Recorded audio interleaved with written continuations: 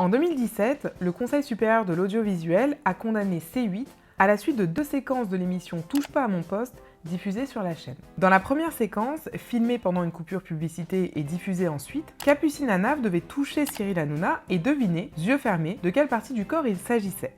Guidant la main de la chroniqueuse, il avait commencé par la poser sur son torse, puis sur son bras, avant de la mettre sur son pantalon au niveau du sexe. La diffusion de cette séquence vaudrait une sanction à C8 puisqu'à la suite de cela, le Conseil supérieur de l'audiovisuel a interdit la diffusion de publicité 15 minutes avant et 15 minutes après l'émission pendant 2 semaines.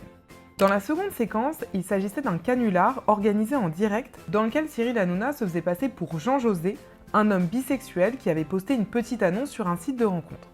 Pour incarner le personnage, Cyril Hanouna recourait à plusieurs stéréotypes, notamment en utilisant une voix efféminée et des gestes maniérés. C'est Jean-José. J'aime bien les maçons, t'as une belle truelle? Plusieurs personnes, croyant répondre à une vraie annonce, passèrent d'ailleurs à l'antenne sans que leur voix ne soit modifiée. Cette séquence valut à la chaîne une amende de 3 millions d'euros, infligée là encore par le Conseil supérieur de l'audiovisuel. À la suite de ça, C8 a fait un recours devant le Conseil d'État pour demander l'annulation des sanctions. La chaîne soutenait que sur la première séquence, la chroniqueuse avait consenti et qu'il s'agissait, je cite, de gamineries auxquelles il s'adonne durant les pauses. Et sur la séquence du canular, la chaîne soutenait que le recours à des stéréotypes était justifié par le caractère humoristique de la séquence.